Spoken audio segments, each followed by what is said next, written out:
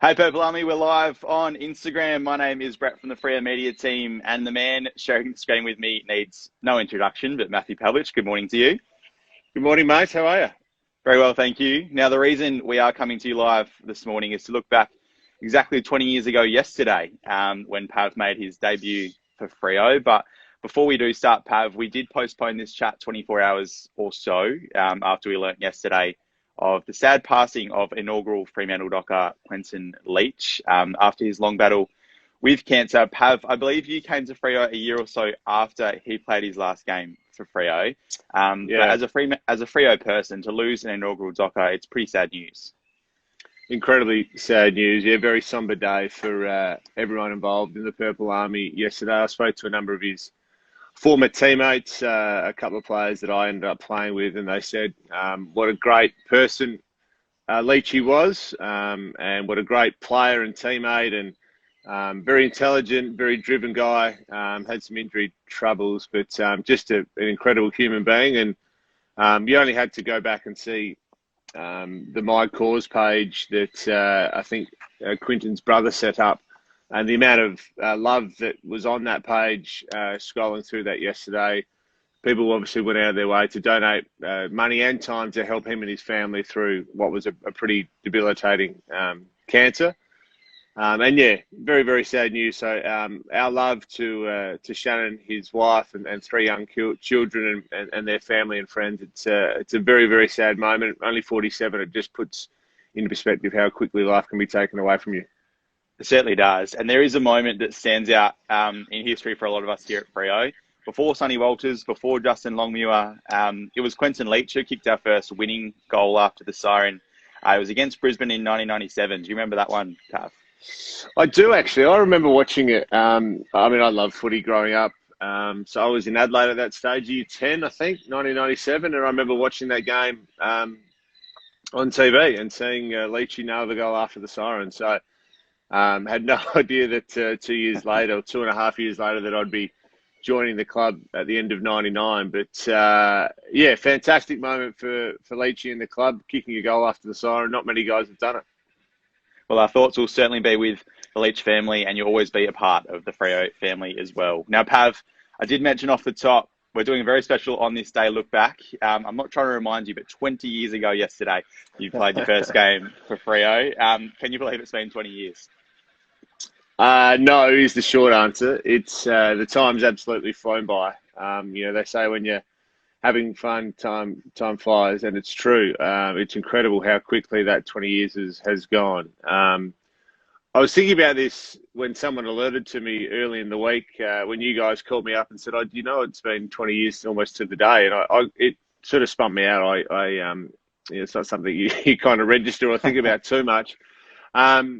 But yeah, who would have thought that 20 years later, here I am still in Perth, three young kids, and very much settled here in WA. I can guarantee 20 years ago, a day ago when I debuted at the Wacker, sitting alongside Tony Modron in the goal square, I wouldn't have thought I'd still be here and loving life in WA. But yeah, it's flown by. So the year was 2000, round 5 at the Wacker against Melbourne. When you look back, what are the standout memories from your first game? What really springs to mind when you reflect on that game?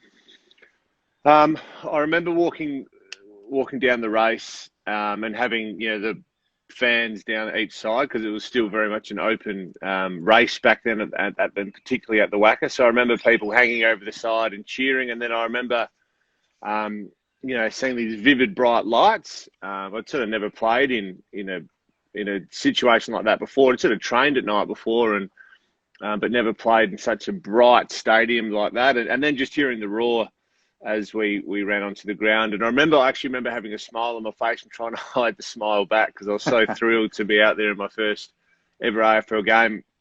I think for every young boy and girl that dreams of playing in the AFL, and that was certainly me, running around the backyard of my house in Adelaide.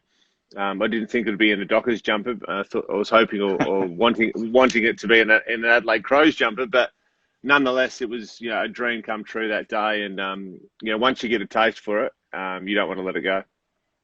Now, if you guys watching have any questions, leave them in the comments below, and we'll see if we can get to some of them as well. The famous story: you kicked 2 goals with your first 2 kicks. Did the thought come to you at the time, oh, this is all a bit easy? Yeah, it did, and maybe that's what went wrong. I then had David Neate. So Alistair Nicholson actually started alongside me. As I said, Mods was full forward. I was in a forward pocket. And, the ball landed in my lap within about 20 seconds of the ball being bounced by the umpire. Kicked the goal in the goal square. A few minutes later, ball came in, took a contested mark and went back and kicked the goal. And then just before quarter time, I marked the ball sort of on the junction of the 50 and the boundary and had a shot and just missed. So, I thought, oh, gee, 3 shots to go in the first quarter is not too bad. David Neate, who was playing forward, ended up coming down and playing on me, and I hardly touched the ball after that. So a good reminder, as Ross Lyon used to say, one moment you're the rooster, the next moment you could be the feather duster. I think that was pretty apt in my first game of AFL footy. We unfortunately lost the game. Melbourne went on that year to play in the grand final, so they were on a bit of a run. But a good first couple of moments for my AFL career. Well, you mentioned your 2 goals. Tony Modra kicked 5 that day as well. Lining up alongside him as a young forward, what do you learn off a man like Tony Modra? Well, it was, he was my childhood hero growing up, being an Adelaide boy, seeing Mods take hangers and kick goals for fun, at Football Park and in the AFL for years was something that I just loved doing. And when I first got to Freo, my very first training session, before I passed out, which is obviously a pretty infamous story now, on my first training session, I was doing one-on-one training with Mods. The ball was just kicked up and we had to do bodywork training. And I had to pinch myself. I was like, oh, wow, how cool is this? I get to go up against Mods in some one-on-ones. I was just trying to stop his run of the ball so he didn't sit on my head. So to run out there in my first ever game as well, and then, be next to him and see him kick 5 goals and be able to work together. We only had a year and a half together, but and he was obviously at the back end of his career, and probably a little bit jaded by the end, Mods. But it was an incredible experience, and I was so lucky to have that game 1 with him, and then the remaining 18 months with him. Don't worry, we'll get to the passing out at the training session in a bit. Thanks, you and Paul Hazelby, you were top 5 picks in 2000. He made a round 1 debut, and you had to wait to round 5. Any idea why he beat you to the call-up? Well, both Hayes and Brownie did. Lee Brown was the other draftee that we had. So Freo had picks 2, 4 and 5 in that draft. And at least they got one right. That's what I keep saying to Hayes and to Brownie. So they might have played before me, but I hung in there a bit longer. Yeah, so look, they were more advanced, I think, in their preparation. Brownie was, playing fullback and doing a really good job on some of the key forwards of the competition, and Hayes was basically like, he just knew where to go, and at that period of time, his game suited what the modern midfielder looked like. So he just dominated. I think he had like 30 touches and kicked a couple of goals on debut, round 1 against Geelong 2000. Brownie did a pretty good job the first few weeks. And then I remember round 4, Stephen Coops, who was playing up forward, I think he got suspended, or at least he was up at the tribunal, and I was thinking, oh, here's my chance. It's a terrible thing to reflect upon, that one of your teammates may miss out, and here's my opportunity. But that's the way, sorry, Coopsy, but that's the way I was thinking at the time.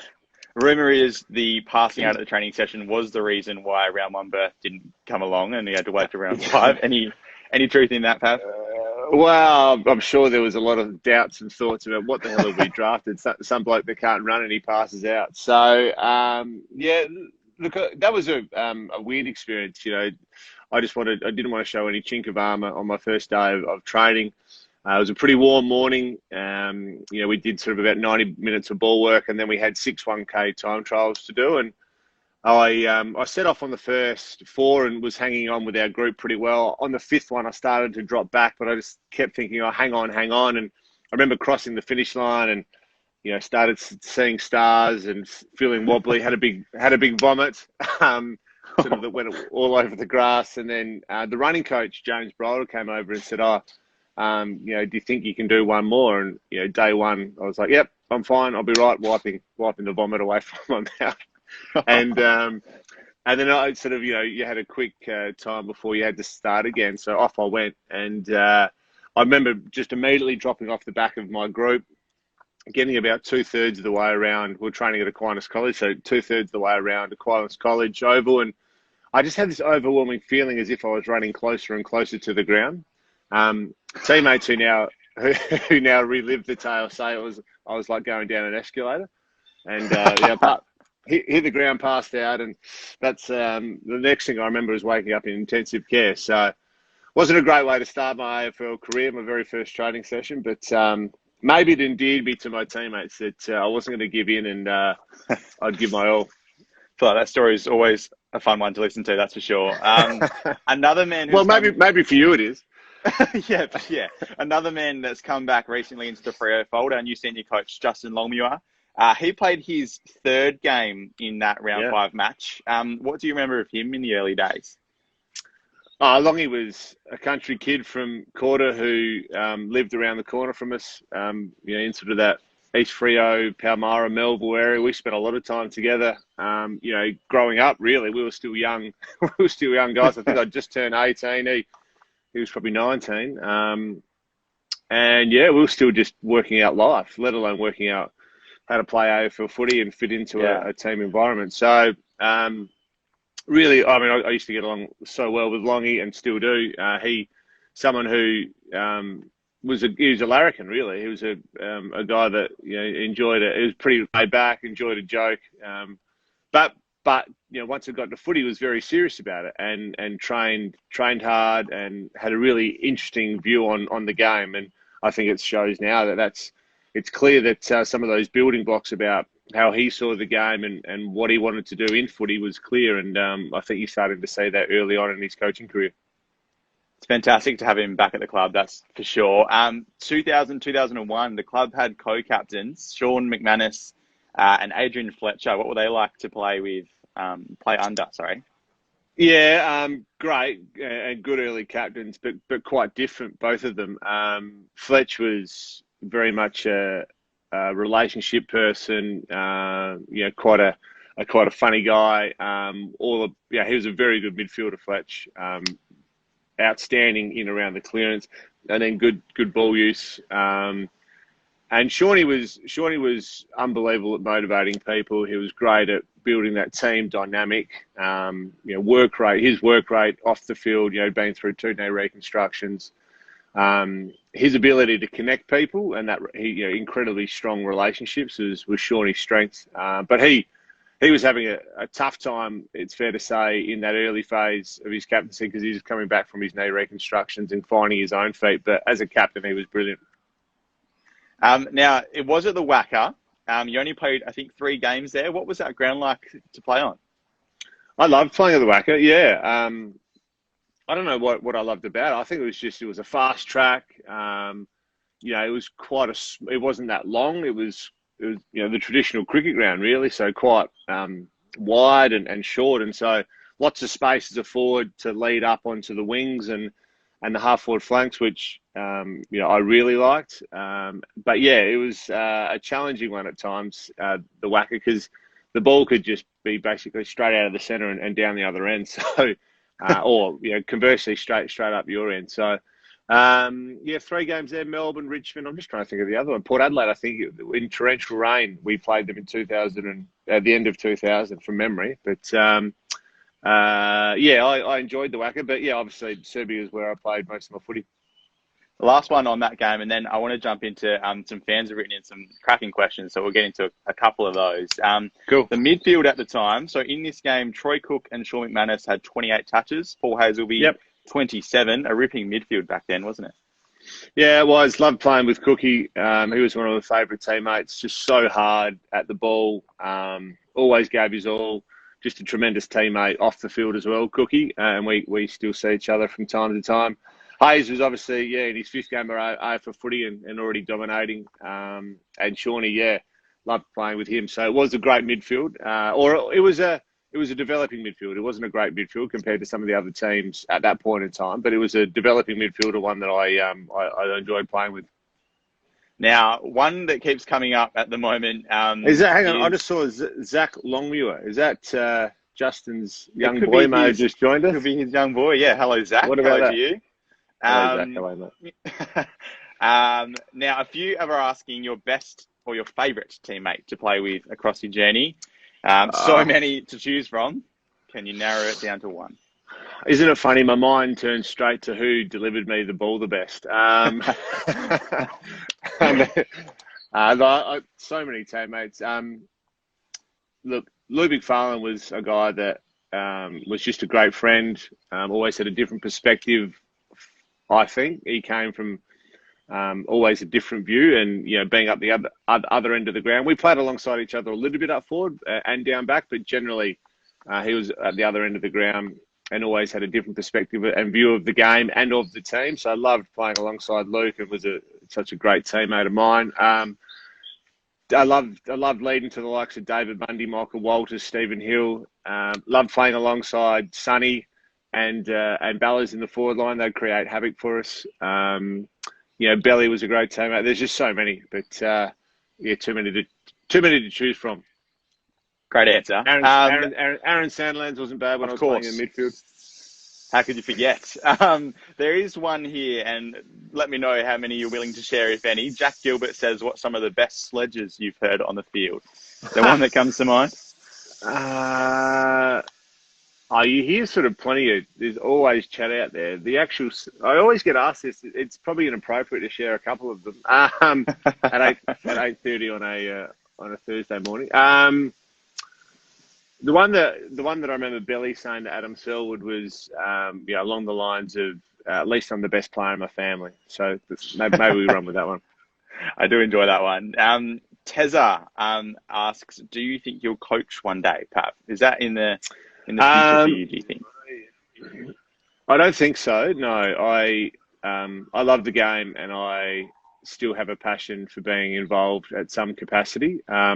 Probably more on the administration side as compared to the coaching side. That being said, always open and, have a relationship with a number of players where they can reach out and have a chat, and we can just, talk about what football means to them, what their purpose is, how they're building their careers, what are they doing off the field.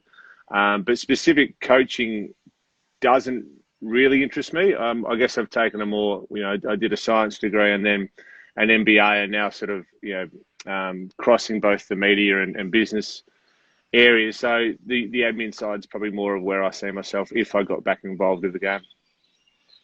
Forgive me if I get this pronunciation wrong, but Mu Kerr asks the best goal you've scored in your career. We saw recently the 2012 goal, and you kicked it sort of off the deck, round 1, 2012. Is there one that you rank as your best? Yeah, that was instinctive. Another instinctive one was, I think it was 02 at Football Park, like a check side banana kick from the boundary that, just was basically out of my backside. But it's always those instinctive ones that end up the best.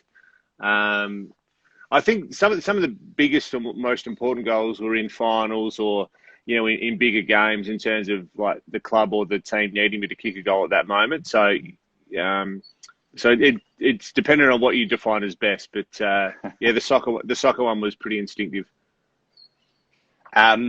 Body and Soul asks, how do you keep fit now, Pav?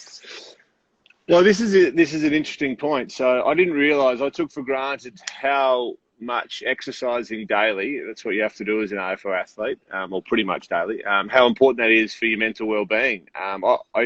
Once I retired, sort of, 3.5, 4 years ago now, I found I was getting a bit agitated and grumpy. So, I went for a run after about a month of not doing much, and it was amazing how much better I felt about myself. So, I try to do, 2 or 3 runs a week.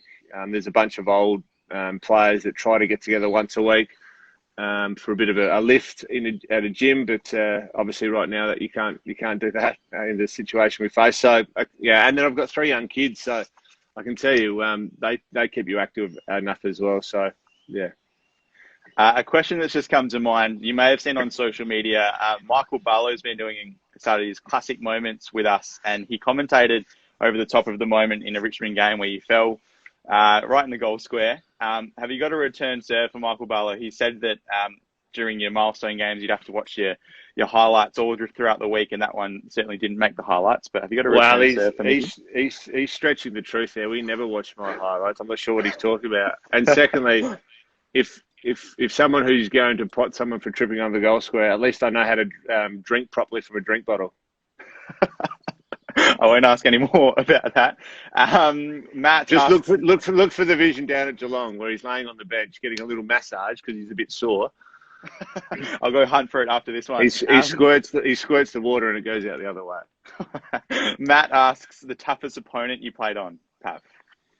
I find this really hard because I played on lots of different opponents in each area of the ground, but as a young defender, I played on the likes of Alistair Lynch, Warren Treadray, Jonathan Brown, Nick Rewalt, David Neate. So Richo was a really hard player to play on. Matthew Richardson.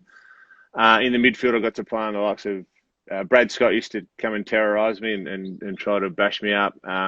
James Hird, Nathan Buckley, and then up forward, I played on some of the generation's best defenders. Matthew Scarlett, Darren Glass, Ben Rutten, Craig Bolton. So yeah, there's some pretty handy ones. Alex Rance I played on. Now this debate comes up every now and again about the greatest Docker ever. Some Team Pav, some Team Fife. What do you think? A question from Lockie here. What do you think Fife has left to do in order to maybe take that greatest Docker ever mantle? Yeah, well, I think he said it himself after winning the Brownlow last year that he hasn't captained the team to finals and he hasn't, really taken the team to a lengthy stint of sustained success. So,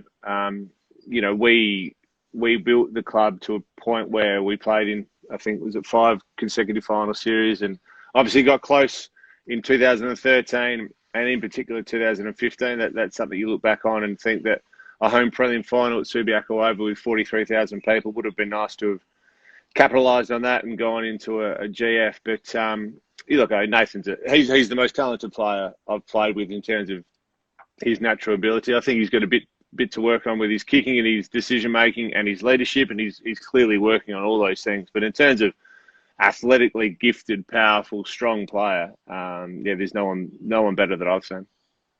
I reckon I've got 2 more for you here, Pav. Big Pano wants to know your favourite derby. Is there one that sticks out for you? The Demolition Derby, although I can't remember it because I got knocked out in the third quarter by Ashley McIntosh.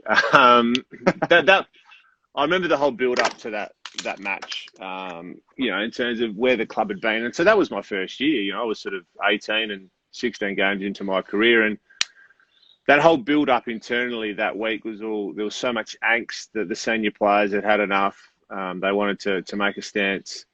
And so, to go out there and you can debate the way that the game played out. But, to go out there and make a stance was really strong, I thought. And I not necessarily the actions, but I respect the people that made the statement that day the way they did. And then, there's lots of others in between. There's so many narratives and storylines within lots of derbies that I played in. The Siren Gate game back in 2006, round 5 against St Kilda.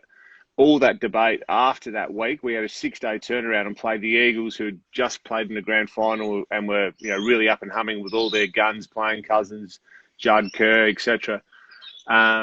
We played them on a 6-day break after being in Launceston with all the noise of the Siren Gate and went out and won. Paul Haysby kicked a goal with about 1:40 to go to seal the victory. So that one stands out again for mental toughness and resilience on the back of a pretty challenging week. Now, I did want to ask a question about our AFLW team. They had a roofing season this year. Yeah. Do you have a favourite player from Freo, or just a comment in general about their season that they had? Yeah, I mean, I was so devastated for them when this coronavirus issue bobbed up and the season was cancelled. They were on fire this year. I think they're obviously a well gelled group, and you can see that they had passion for each other and the way they played, and they were able to win those narrow narrow victories, they were able to get over the line. My favourite players, Gemma Houghton, I love watching up forward. Kiara Bowers in the middle. She's an absolute animal the way she approaches her footy. She's a gun. And then the two Antonios, the way they've been there at foundation members of the team, you can see how much they care for the group. They're probably my four favourite. We went four favourites. I took the kids down there. I think Collingwood. We want to watch them play Collingwood. The kids loved it, and it's more that sort of carnival feel. So that was great to see. And I commentated one of the games as well. So yeah, it's good to be involved. I've seen Gabby O'Sullivan jump in the chat. Hello to you, Gabby. I like Gabby as well. She's a very crafty half forward. Sabrina Duff is the other one. Had a bit of time to do with her as well. So hard to have a favourite. Love watching the girls play. Two more quick ones. I lied before. Two more quick ones. Charlotte asks, how do you rock the silver fox so well? Well, I'm not sure if I rock it well. It's just my hair's gone grey and I'm not really doing much about it. I'll share a really quick story. I was down at Cottesloe with my family the other week having brekkie, and this young lad walked past in front of us just staring at me, and I didn't think much of it at the time. And then a few moments later, he came back and stood right in front of where we were standing, and I sort of looked up from the chaos of having breakfast with three young children, and I said, "Oh, hi mate, how you going?" And he took a step forward and said, "You know what? If you dyed your hair black, you'd look exactly like Matthew Pavlich." So it was a good reminder that they forget about who you are. And yeah, it's grey hair. So it's what happens when you get a bit older. Although that being said, like I've been going, I reckon it was 25 or so I'd started having some grey hairs coming through. So it was inevitable. My mum's quite grey. That's an incredible story. Let's finish with this one. The Pilbara Prince asks, are the junior Pavs showing any signs yet? Are they showing signs? I don't know. They all know how to kick a ball. They all know how to, their hand-eye's okay. They love it. They love sport, and we've got them moving all the time, whether it's cricket or footy or tennis or golf or running or whatever it may be, basketball. It was a big part of my life, a big part of Lauren's growing up, being active and sporty. So yeah, they'll have a chance, and we'll just support them whatever they want to do. Well, Pav, your debut 20 years ago, it was the beginning of an incredible career, and I know the Pebble Army are glad they got to be there every step of the way with you. So thanks for jumping on today. It's an absolute pleasure. Thanks, guys.